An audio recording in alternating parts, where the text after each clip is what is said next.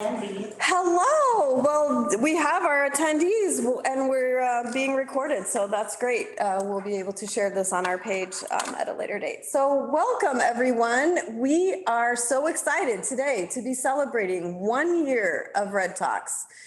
We kicked off this series in actually February of 2020 during the Big Turn Music Festival. And we weren't really sure about, at the time, we just were going to do something in conjunction with the festival. And we had two really amazing panels here in the building, and that we were all together, and then we enjoyed music that weekend. And then we took a few months off, and obviously the pandemic started, and we tried to think about whether or not Red Talk was something we really wanted to continue and have as a regular series.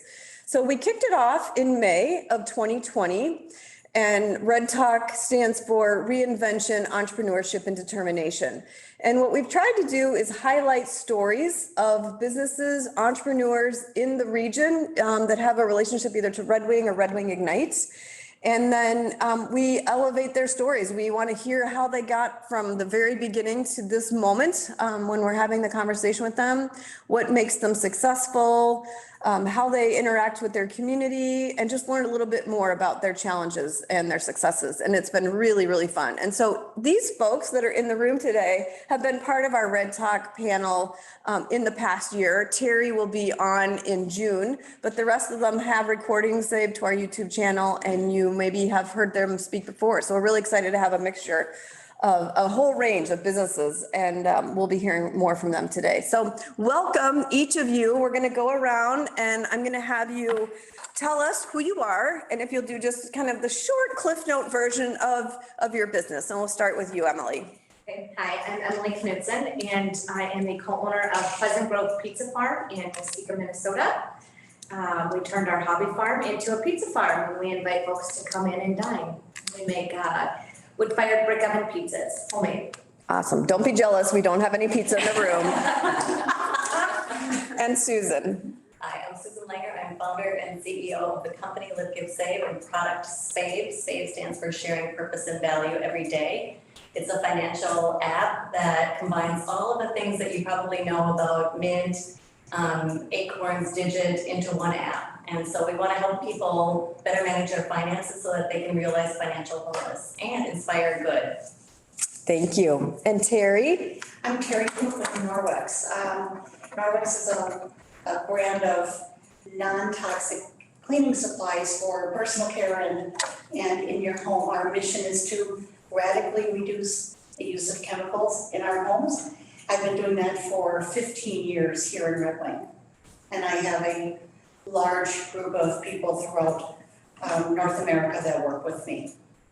Wonderful. Thank you. Carl? Hi, I'm Carl von Knobelsdorf, CEO of Knobelsdorf. We're an electrical engineering, automation, and renewable energy company. We provide a positive experience for our people and our customers. Awesome. Welcome. Roger? Roger Sievers, owner of Sievers Creative Marketing Agency here in Red Wing. We work with mom and pop retail shops all the way up to international manufacturers and specialize in digital marketing and all kinds of fun stuff. We try to sound really cool when we sit in the office and have fun, really. I want to call it the swag. We've got some great swag in the room. Susan's got her great swag on. Carl's proudly representing there. Roger's all duded out. So everyone's representing. Anyway, thank you. Welcome. And Andrea. My name is Andrea Hansen, and I wear multiple hats. So I own an online health coaching business. I also have a women's clothing store called Filio Style in downtown Red Wing, and we also just bought a downtown building here in Red Wing and gutted the second floor and put 4 apartments up above that. So multi-faceted entrepreneur. Do you sleep? That question can be asked to any of you. Do you sleep? Yeah. Well, welcome. We're really excited to have each of you with us today.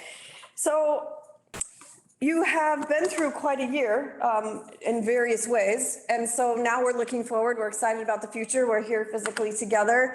And for each of your businesses, tell us one idea that you have or one goal you have or something you hope to see in the coming year. And we'll start with you, Roger. Business goal? Yeah, business goal. So part of the goals of our company, like our sales goals, are driven by some of the philanthropic things that we're looking to do. And so we're actually completing a goat farm project that's gonna help sustain a orphanage down in Uganda. And so we're at the last stage right now where we have to actually get all the goats and populate the goats. So we built houses, built the sheds and all that stuff. So that's kind of the goal of the company, but we're hoping to grow 2 more positions and just keep on the scale growing where we're going, so. And if someone was listening who is really motivated by what you just shared, is there a way that they can have, is there a way that someone from the community could support that initiative that you have? Yeah, we're gonna come up with a campaign to kind of, I don't know, I don't want to say like purchase a goat or something like that. Because we have to be careful too, because these goats are gonna, well, and you gotta be careful with sponsor too, because eventually they're gonna be used for meat and milk. and Okay, stuff, you so- don't want someone attached to the goat and then, Yeah, I named their goat, and all of a sudden, it's not farm no more. But we're gonna do some type of a group contribution thing. So Okay, it'll be, we're gonna come interesting. up with a campaign for it. 'Cause Yeah. We've had a lot of our clients reach out and say, you guys are doing a lot of cool stuff, how can we help? that's You know, interesting. we're not a nonprofit, so we gotta, Well, they can Can't stay get it. for a goat. Aha, I like it. stay tuned for the second half of the meeting after 5. We figure out how to spay for the goat. Anyway, that's great. It's really exciting. Thank you. Susan, how about you? Well, we're on the cusp of sealing a deal with a strategic investor. So hopefully by a week from today, we'll be able to make that announcement. And so that's the big goal for this year, is to really close that deal so that we can drive spade forward. That partnership will allow us access to 300,000 target audience members that are at the average age of 37 years old. They have an affiliate with a university, and so enabling people that are at a young age to manage their finances better is huge. And so we're launching Spade in the App Store on May 26th. May 26th. Everybody can download it from the App Store, Google Play. But seriously, this partnership then will allow us to expand much more quickly and drive adoption, but also expand our features and our benefits. So it's a big year for us. That's exciting. So on May 27th, you can start spading for a goat. Yeah. All right. Terry, how about you? Well, I don't have a goat farm. This next year for me, and my personal Norvex business, I really want to, reinvent how I sell my product. And the reason I want to sell the product is because it does so much good for people when it's in your home. We can clean without the chemicals. There's so many chemical problems out there that the more we can eliminate that, the better our health is. So with my business, I need to find a new way to continue to meet the people, right? You know, reinventing with a direct sales business isn't new, Yeah. right? You know, it's like every 2 years, now what am I gonna do? Now what am I gonna do? It will not be just online, because that's not where I'm most comfortable. I'm most comfortable one-on-one. Yeah. So, my dream would be to get in my car, not the airplanes yet, but in the car and, maybe work my way around parts of the country, meet people and help them, use our products, maybe sell the products, you know? I gotta get out of the Yeah. house. So new ways to get in front of your customers. Yes, Yeah. yes, I Awesome. gotta get out of the house. Yeah, that's great. It's time. That's great. Andrea, how about for you? I think I'll just pick one business for each of these questions. I think for CMA Properties, eventually I would love to buy another building, do another project, just because I feel like there are so many unloved second floors right now in downtown. So they're sitting empty and they need some life in them. So a few years down the road, look at. That's awesome. That's great. Thanks. Carl? For us, we rolled out Operation Trades Awareness this year. It's a program with 7 local schools. We're trying to boost awareness with trades in the schools. So we did that with Lake City, Red Wing, Goodhue, Kane, Mingo, Pine Island, Cannon Falls, and Sabroda, Mazeppa. So having that fully rolled out, we committed to doing it for 5 years. It's a $100,000 a year commitment to the schools, and we come in and talk with the kindergartners, and they get a little STEM kit and a construction book, and then they get a flyer home to the parents talking about the trades and the careers they can make in the trade, and just trying to push that not everybody's meant to go to college. Stop pushing your kids that that's the only way they can be successful. Then in 8th grade, we take them on a field trip to a renewable energy site. And they get to see what a solar site looks like, what all the trades that touch that site are, how you maintain them, all the different things that go into them. And then the seniors get a toolkit, like a home starter toolkit, and that same flyer, just explaining to them, hey, you go to college, you realize this maybe isn't for you, here's a different path. You know, a lot of these people don't understand that you can make a 6-figure salary working in the construction trades, right? So. That's great. It So we have reinforces. that fully rolled out by the end of the year.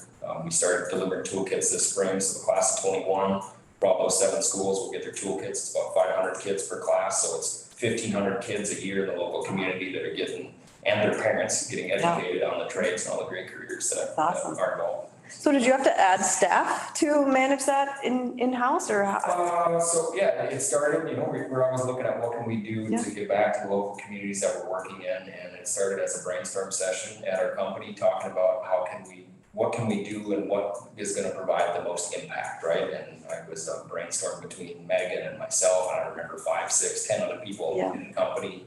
And you know, Megan Raymaker, shout out to her, she drove a lot of this to make it happen and coming up with the ideas, and then we partnered with some of the charitable foundations that Red Wing has and Goodview has to figure out how to do it, how to dispense it, what, you know, work with the schools on what do you guys need, right? What is your biggest need, and Really yeah, exciting. it's a lot of fun. Yeah, it'll be fun to follow those little kids along that get exposure to that and take it home. I can't remember the name, and maybe Megan can chime in, but there's an author of a book that we found that wrote this construction book, Okay. that now all the kids got a copy of that book. And then I think she's coming in to read the book to, I don't know if it's every single class. Yeah. The kindergarten class will have this author from. Oh, come in. super fun. So, yeah, it's been a lot of fun to work on. And to be able to shape really the workforce of tomorrow is so significant. And you probably, as well as anyone, knows how desperately you need employees. Yep, we need people, right? Everybody needs people, and I think the biggest sign to how badly you need people is the ad in the paper this weekend for $17 to $22 an hour starting at Culver's. Yeah. Yeah, says a lot. Yeah, says a lot. People to show up for work because they're getting too much money right now to stay home. And there's just so many, and like you said, I think the making parents and others just aware that there's a lot of paths, and it's not just a 4-year path. When I was in school, I got told by my high school guidance counselor I wouldn't amount to anything because I wasn't going to college, right? I mean, that's the wrong message. And I Very think much schools so. aren't pushing that anymore. Yeah. That's not the case. No. So not everybody needs to go to college. It's the right path for some, but not for all, right? So it's. I wish we could call that person on speed dial. Yeah. The book is Build It by Laura Seitz or Seitz. Thanks, Megan. Megan, the rock star behind the scenes. And Emily, how about you? Yeah, so our business goal at Pleasant Grove Pizza Farm is actually to go mobile, so we are working on that right now. Getting the funding for it, and then building the first mobile unit, and then eventually adding a couple more. And then also, one thing kind of within the next year that I would like to start expanding on is working with other chefs, getting other chefs down to the farm, over to the farm, whatever. And doing more farm to table dinners, seafood boils, and just other unique dinner events on the farm. And bringing in kind of a new market of people as well. Was the seafood boil that I know you did last, was that your first one? Yeah. Okay, was it Yeah. successful? It was really great. Unfortunately, it didn't work out this year for the Okay. chef that we had come in. He's actually working on buying a brick and mortar, so I understand he's really busy. Yeah.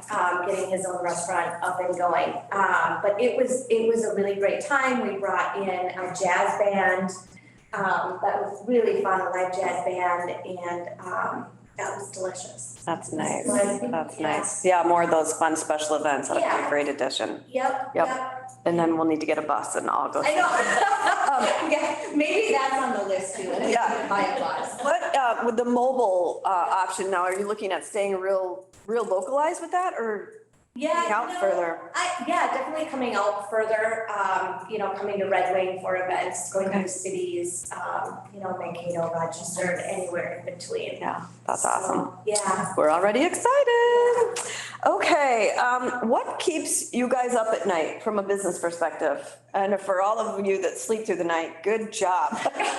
For any of you that probably from time to time it's awake at 2 a.m, what is it? What is it? Employees? Is it the right accounting?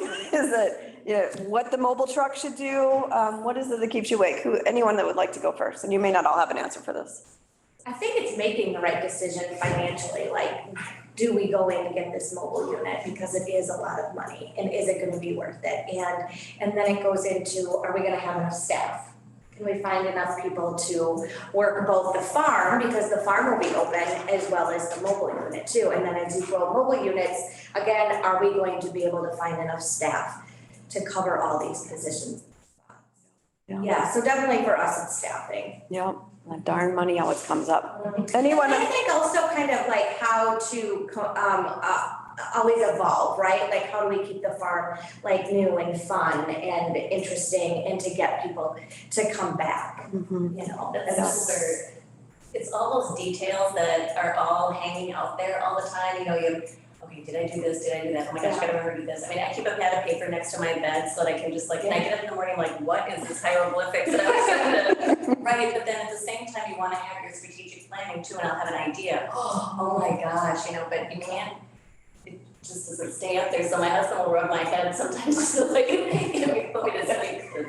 Aww. So it's the amount of little tiny things, like there's so many things that you're trying to juggle. And, you know, I think what's interesting is you have a wide range of business sizes and levels. Some of you have a whole team and lots of people and, you know, it's not one person anymore, not to minimize what any one of you are doing. And some of you are smaller and starting down here and hopefully over time will grow, but there's just a lot to think of and you wear a lot of hats. And so just all those details. And what I just notice about managing details is I seem to not remember them as well as maybe 10 or 20 years ago. And so, yeah, sometimes it is at 3 a.m. You're like, dang it, gotta write that down. So yeah, the little notepad. Anyone else want to share what keeps you up? Yeah, I think nothing really keeps me up, but the things that we're really focused on right now that we're always putting energy into is our number one job is to get our clients' results.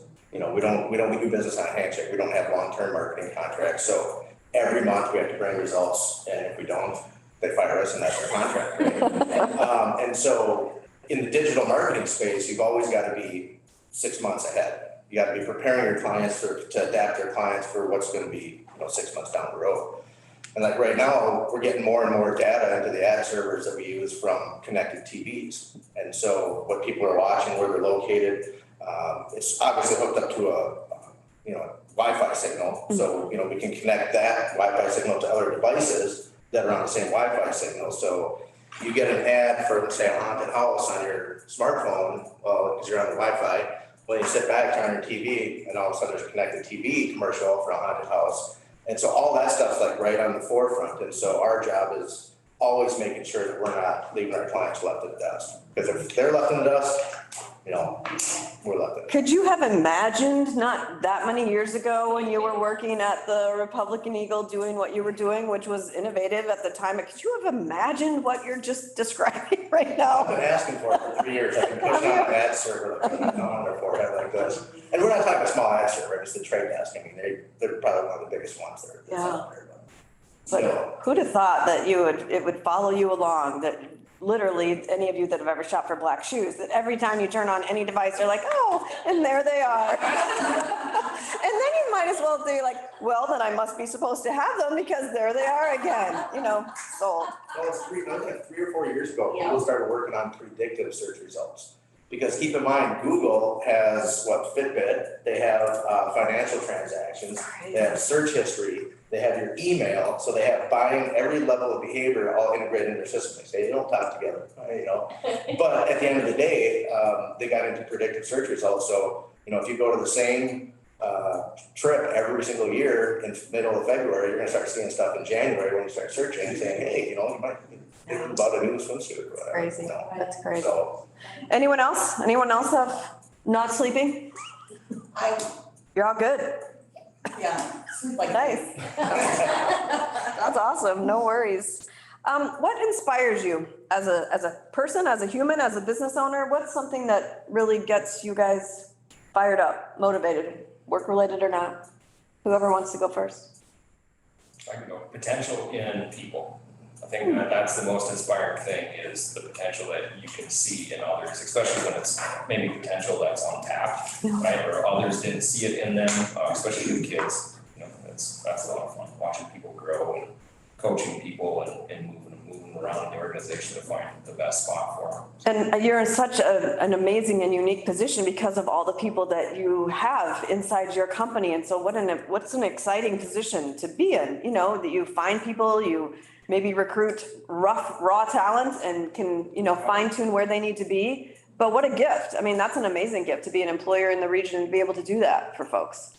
Yeah, we try and hire aptitude and attitude, right? Things that can't be taught, right? The rest of it we can teach. So show good work ethic, good attitude, be willing to learn, and you can go anywhere you put your mind to. That's awesome. Anyone else? Something that inspires you? For me, it's speaking up for the unheard person in the room or the unseen person in the community. I've worked and volunteered for decades in different organizations with people with disabilities, whether they're adults or kids. And that's just my jam. If I get a chance to advocate on their behalf, whether it's in my business or out in the community, helping them to get a better home. We've got some rental properties that we've rehabbed, so people who can't rent, the typical good renter can rent from us. Just to give people a voice. And I do that with my work too, but that's just, Nice. you know, somebody has to speak up for them. Yes. Nice. Anyone else?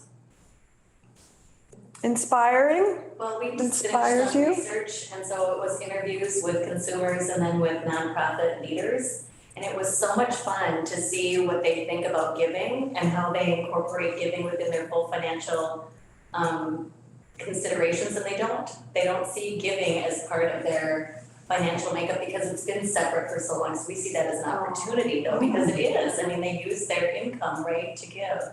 So it was so much fun listening to how people think and what they do, and now to be able to build something and to deliver on some of that stuff. I'm excited to get on the other side and then learn a little bit more and do some more research and testing. I'd love to listen and learn.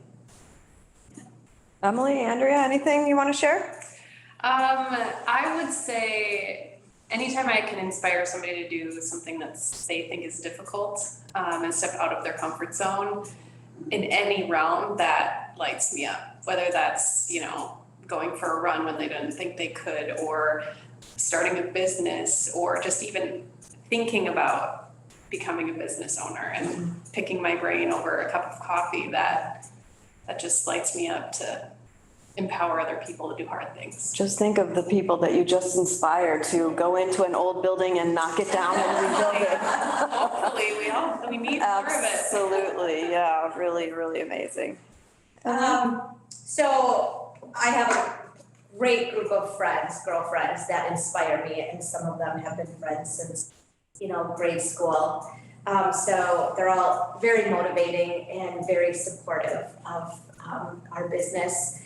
And then within the business, what inspires me is we're such a family oriented business farm, right? So you come on a Sunday afternoon and you see families, right? You see the moms and dads with their kids and the grandparents, and you see people like actually talking and connecting, and they're not on their phone, and they packed a picnic, got our pizza, and they're running around playing games, because we encourage yard games to be brought in, footballs, mitts and stuff like that, soccer balls, and then also kids just playing together, not knowing each other, but still like playing. Yeah, I know. Old school. Yeah, and that's really inspiring. Yeah. And motivating. Yeah, what a great place you created for that to happen. Yeah. So kudos to you.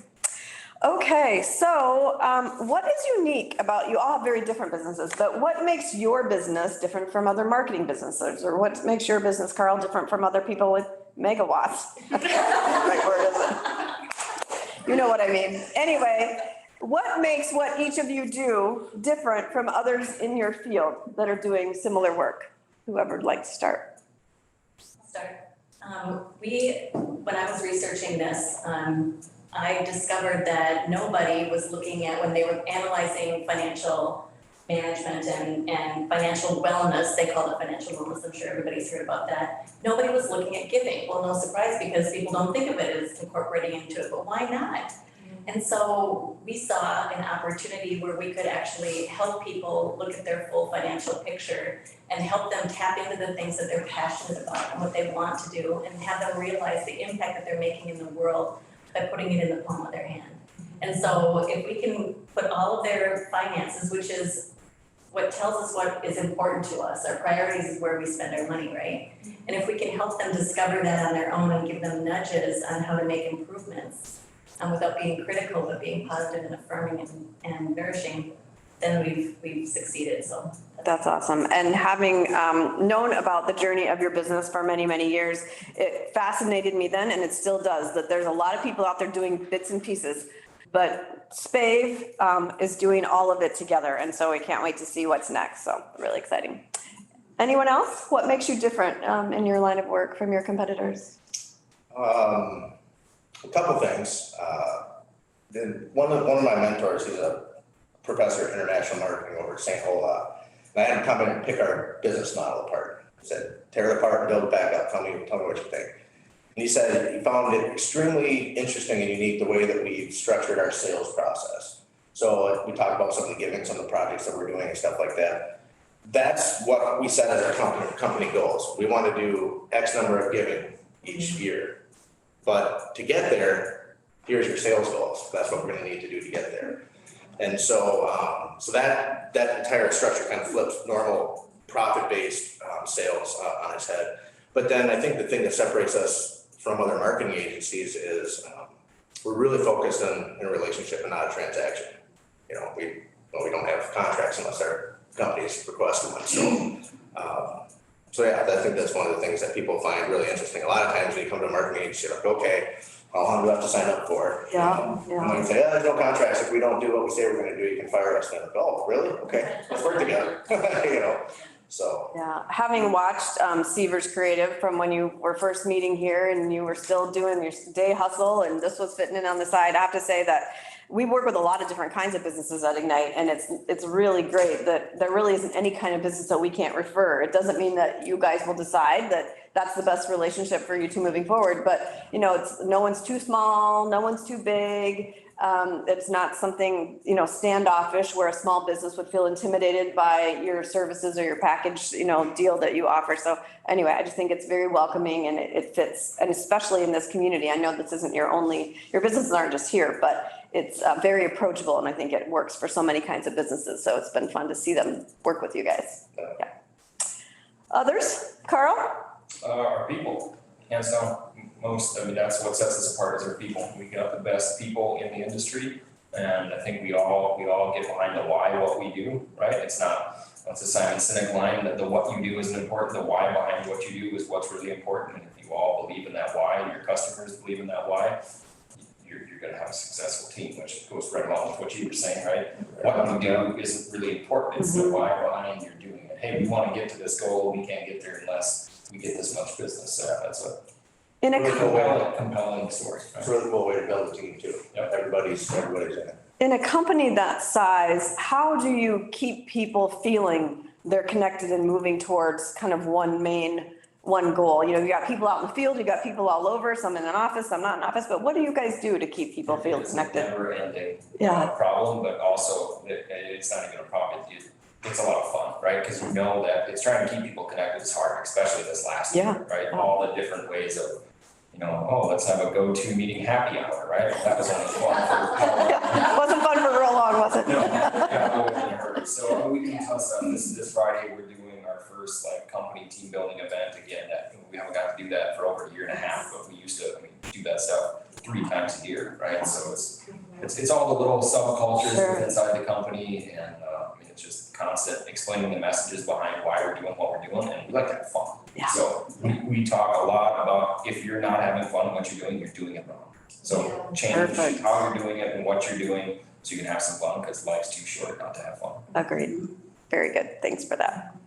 Terry? Well, for me, for the Norwex business, what sets our business apart from other direct sales companies is that there's no financial risk. So people enter it if they want to come into and be a consultant, there's no money down. Okay. It's total financial freedom right from the get-go. So when I started 15 years ago, that was just a little side hustle, and my plan was to work my way up to do one party or demonstration a week. Yeah, so I kind of surpassed that and just kept going, but because there was no financial risk, I could do it and very confidently feel my way through. Other direct sales companies usually have a varied tier to purchase in. But then what sets my Norwex business apart from other Norwex businesses is that the business model says, okay, you teach to everyone, or you reach everyone, right? And I built my business on a one-to-one basis. I'm much more comfortable just talking to you or talking to you versus I don't need to be the person in front of the whole auditorium full of people. I lead from behind. And I was told that wouldn't be sustainable, but it's done me well. Yes. It's served me quite well. Yes, it so, has. That's awesome. Yeah, so Thank we have you. a lot of fun with it that way. That's awesome. Emily, I know there's other pizza farms out there. Yeah. I know there are. What's different about Pleasant Grove? I think we're set apart with our live music. And then we also are a rescue farm. We have animals, we have donkey, goats, and the alpaca, and they're all rescue animals. And Bill probably disagrees. Well, I know he disagrees, but I would like to grow the rescue part of it, and bring in more animals. But that's really fun. And we also have walking trails on our farm. But I think specifically, and I know other pizza farms have live music, but we have a lot of live music. And that's really what brings people in, especially during COVID. That was nice. Still be out enjoying. Yeah, being outside. What was the animal's name that was on our live interview last? Kenny. Yes, Kenny was part of it. So if any of you want to go back and watch it, Kenny made an appearance, and I don't know why Kenny isn't here today. Yeah, I know he wanted to come, and I said, he wanted to die. Kenny's a Borgo. He's not even 2, so he's very lively and fun and outgoing and Probably be outspoken. fun in the coffee drive-through, I would think, maybe. That's awesome. Thanks. Andrea, how about you? Or any one of your businesses, or all of them, or however you want to answer? I feel like, mine's pretty simple. With my boutique, what I feel is different from when I go shopping at, various places around the state or even when we're on vacation. I really want people to walk in to my store and feel like they can easily walk out with 2 or 3 items versus 1 item. I want to have it priced at a comfortable number where they still feel like they're getting a unique item, but they aren't paying it what you would think is a typical boutique price tag. So that's what I wanted to build my business on. Awesome.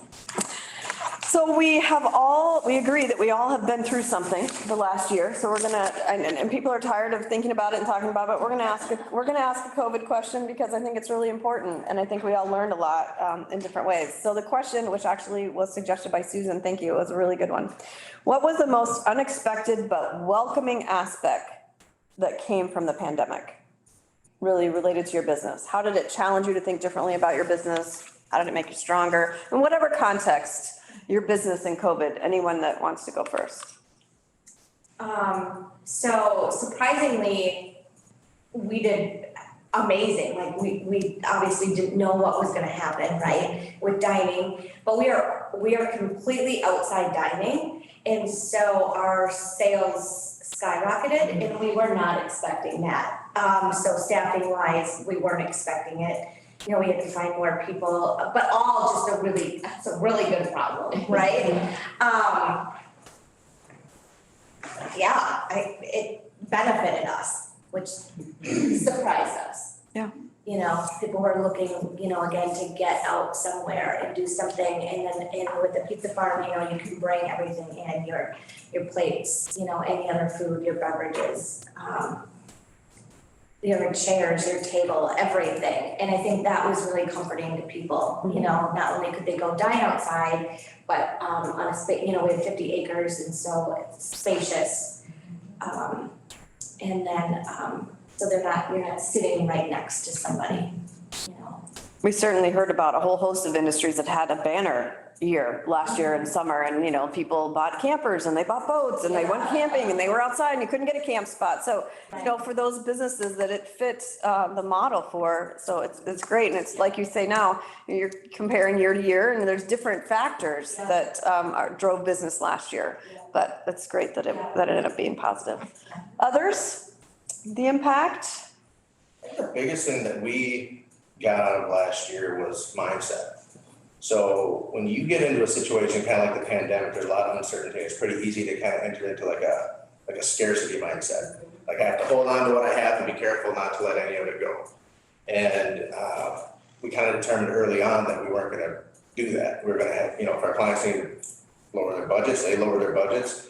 And we kind of chose to have an abundance mindset where we'd say, okay, there's a ton of opportunity out there, let's go get it. Just because rather than trying to hold on to the few eggs that we might have had, we knew that there's gonna be other businesses that were gonna be thriving and there's opportunities sitting out there. And so we didn't even enter that mindset of scarcity. And so we grew significantly. We were able to give a ton back. And so coming back out of it now is like when challenges come, it's like, yeah, there's an opportunity in every challenge. There always is. And so being able to have the right mindset was a huge takeaway. Others? Andrea, Carl?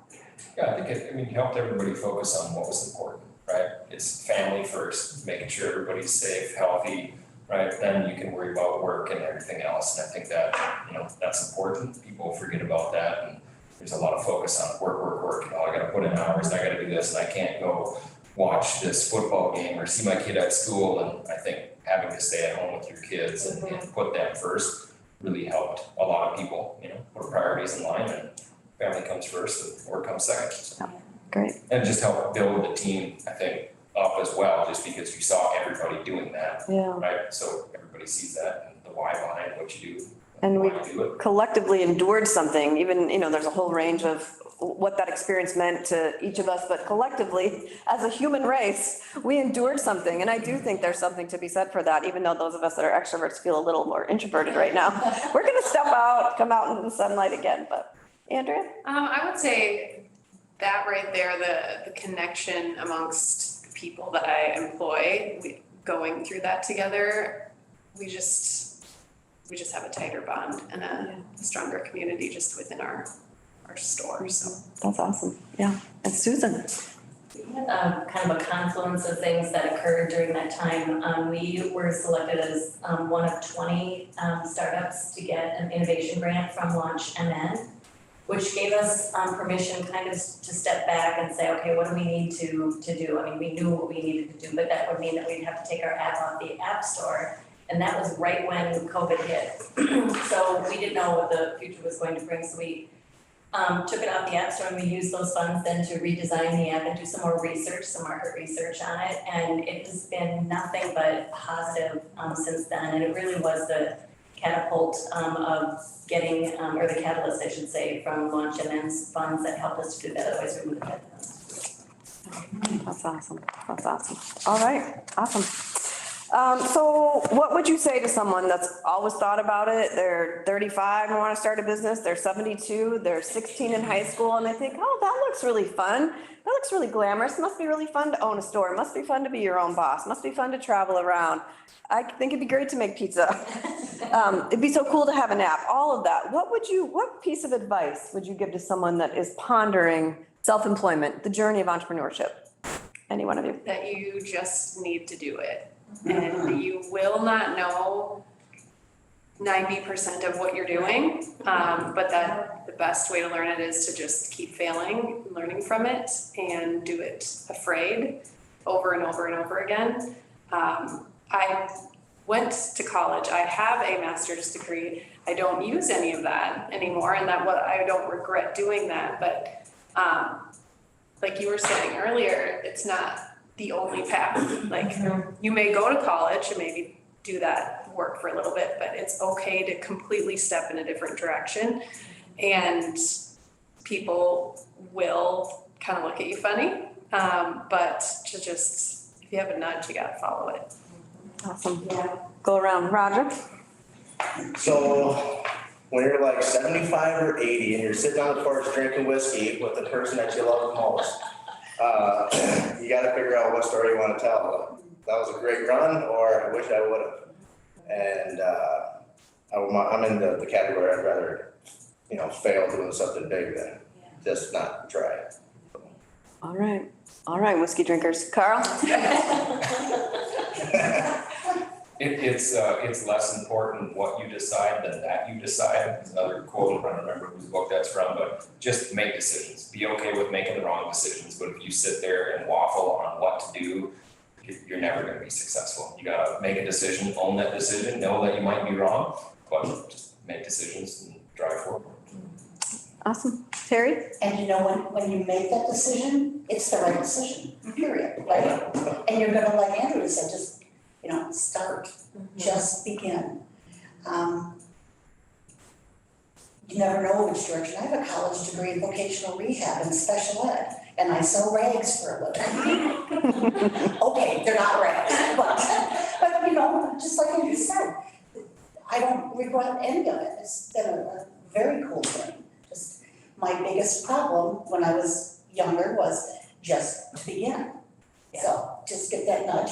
It doesn't even have to be, you don't know what you're gonna end up doing. Doesn't matter. You'll end up doing something cool. Can't go wrong if you just follow your instincts. It seems like so many young adults, teenagers or young 20s, college age students are so paralyzed by making the wrong decision. It's a fascinating, for me, it's obviously generational. I look at them and I think, where has that come in the last, 25 years, 30 years, where they're so anxious about doing the right thing, and making the right, it's like, no one knows what the right thing is, obviously laws and all, but about your path, it isn't. So I just feel bad. I see them just so almost paralyzed. So I just think your advice is just so meaningful and helpful, and I think it'll make a difference. But I'm a 3-time college dropout. I don't, it's out there now. But it's like, this was right at the time, and then it wasn't, and then it was, and then it wasn't. It didn't matter. no, It doesn't matter. Yeah.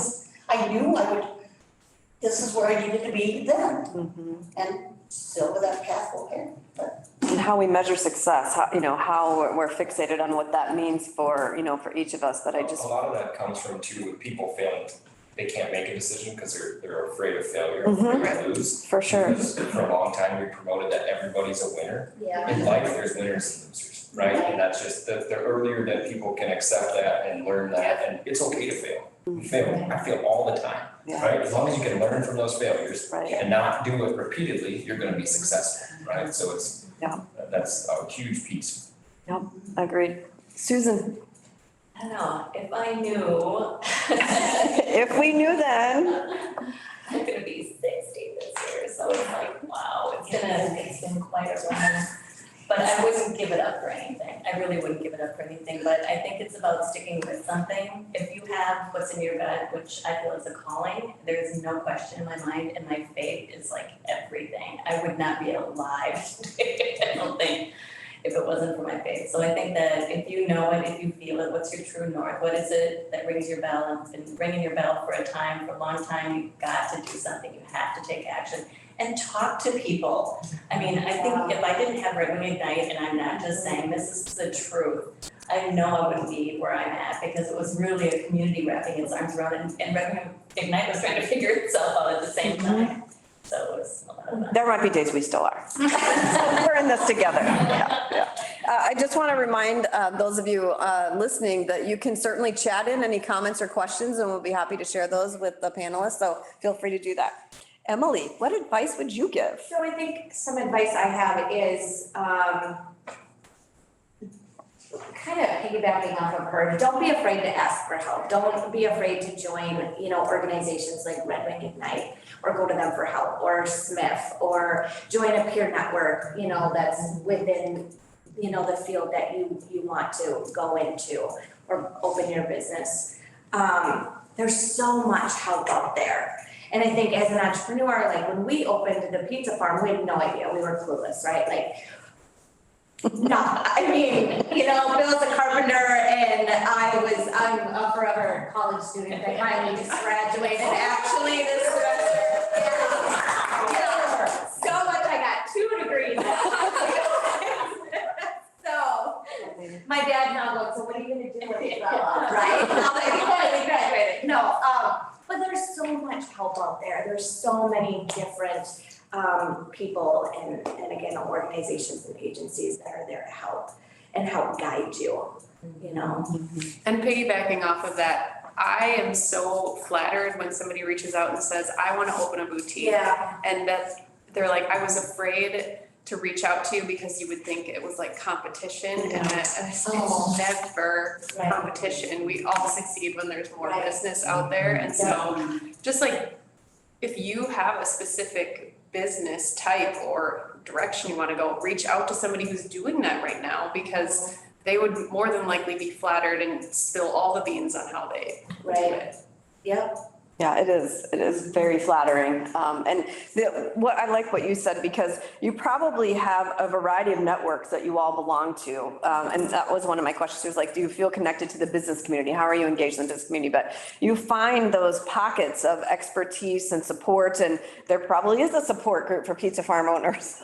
And there probably is something in the fintech world, and probably, you have a whole world of Norwex people. So I think there's great value in that, but then I think there's great value in this. You all do very different things, but you have a lot to offer one another. And even though your challenges may not be identical, there's just things that I think that we can learn by just being open, just asking the questions, saying, I don't know, I'm scared to try this. Yeah. And I just think there's a lot that comes that way. Yeah, so I'm actually working with another pizza farmer who's out of Princeton and then MFU, Minnesota Farmers Union, and we are, it doesn't have the best name right now, but it's called Farm Event Space. It's just a work in progress, okay? Start somewhere. I know. So what it is folks who host events on their farm, right? So other breweries and wineries and pizza farms and farms, that have tours coming and stuff. And so it's a place for us to all come together and meet and ask questions of like, if they're building a kitchen and having to deal with food and health, or any agency, basically, government agency, local, state. So I'm really excited about that, and we're hoping to grow that big, because I know when we opened again 6 years ago, or when we started 5 years ago, we were lost. We had no idea, and we're still learning. There's still so much we're learning, Yeah, that's awesome. So you each have a very different kind of customers, but describe your ideal customer. And for anyone that will hear this in the future, how does someone find you? I know the World Wide Web, but how do they find you? You have a website, you have a physical presence, but who's your ideal customer? I'll do Filio style. So my ideal customer is somebody who loves being a tourist in Red Wing. That I also love local people too. That helps my business not be so volatile with tourism. But somebody who just loves hanging out with their girlfriends, coming in and finding something that they feel beautiful in, where they can just come and hang out. And tell us how to find you, where you're located, and if you're online. On all the socials, on Instagram, Facebook, you can look up Filio Style. We also documented our CMA properties progress on Instagram and Facebook. So all of the before and afters and everything there. That's as awesome. well. And you're just 2 blocks down the road. You're just Yes. right here in historic downtown Red Wing. That's awesome. Roger, how about you? Who's your customer and how do they find you? Ideal customer. Type of customer that isn't afraid to have a beer over a meeting at 3:00. No, our ideal customer is really a business that's growing, that's a certain size that have a marketing budget, maybe one marketing person, maybe none at all, but they're growing and have marketing needs because then we just become an extension of their team. whether it's their marketing person or not at all. We're located at the Anderson Center, which is super cool. And we're all over the internet. If you go to our website, we'll follow it your own. You've been warned, yeah. Carl, I know you have different facets to your business, but who's your ideal customer, if you want to Yeah, pick for one? us, I mean, it really follows all three divisions of our business, and it's customers who value relationships, value people, and really value the same things that our people do. Because then if we just have a better connectedness with them, our people bend over backwards to help them because they know that they care about us and care about why we do what we do. And so, yeah, across the three divisions, it's really just people who value relationships and they're people you want to work with, so. And are you doing, do you do small, like if someone just needs an electrician, or, I mean, are all your, do you have just big corporate clients? So if someone is really inspired by you and your story and your company and they needed something, Yeah, little of both, right? Okay. I mean, it's more now, a lot of bigger projects that work all over the country, but when I started in this back in 2008, we had 3 people, right? So we've grown now a couple hundred and work across the country for large corporate clients, but also still do a ton in the local community. We get a lot of people that live in the area and employ a lot of people in the area, so. that's awesome. Yeah, you can find us on the web. We've got an office in Goodview and an office in Eagan. Wonderful, awesome. Terry? Of course, my product line spans Wide. everyone, but my ideal customer would be young families. Because to radically reduce the use of chemicals in your homes, you'd be amazed at how dirty your floor is when you use a Swiffer wet jet. And the kids crawl around. If you take our mop with just water, you've got a black mop. You want to pick up those residues. The young families are now beginning to really realize how dangerous the cleaners you buy in the store are. So it's a perfect opportunity for them to improve the quality of life for their children, eliminate the prospect of asthma and things like that. Nice, awesome.